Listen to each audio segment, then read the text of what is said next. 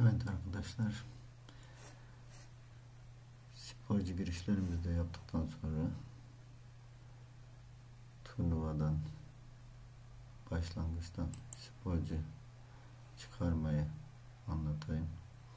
Sonra da vaktimiz yeterse eşlendirme yapalım.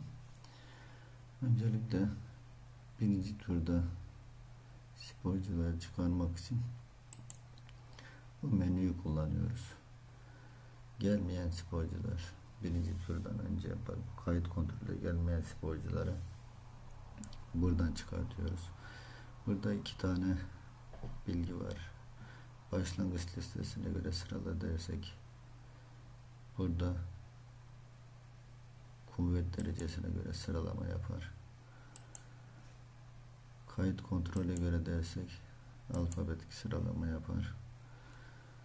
Diyelim ki buradaki bazı sporcular gelmemiş olsun. Şu sonradan girmiştik. Kabul et. Birinci turda sadece burayı kullanıyoruz. Bundan sonra bu tur bittikten sonra birinci tur eşlendirme yapıldıktan sonra sporcu çıkarma işlemini eşlendirme bölümünden yapacağız veya izin verme işlemini. Buradan çıkardığımız sporcular eğer tekrar gelirse elle giriş işlemiyle tamamlayabiliriz. Tekrar girebiliriz. Diyelim ki kabul et isimli sporcu gelmemiş olsun.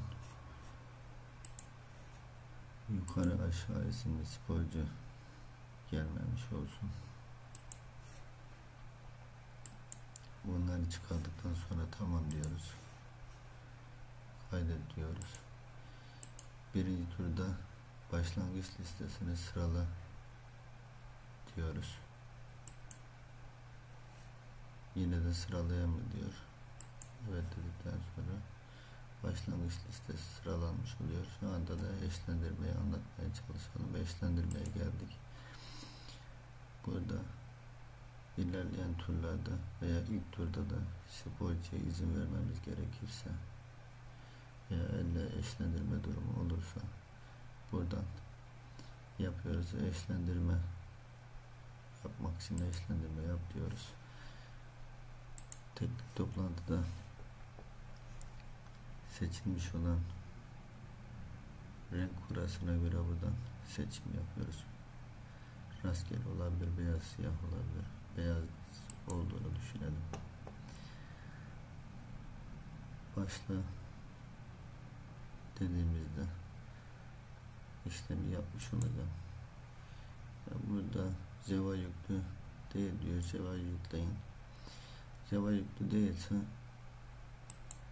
buradan ikinci seçeneği kullandığımızda işlemi gerçekleştirecektir. Ama siz yine de bilgisayarda Java'yı yükleyin. Tamam dediğimizde eşlendirmeyi yapmış olduğu kaydet diyoruz. Listeler bölümünden eşlendirmemizi listesini görebiliriz. Bu şekilde eşlendirmemiz yapılmış oldu. Bir sonraki videoda görüşmek üzere.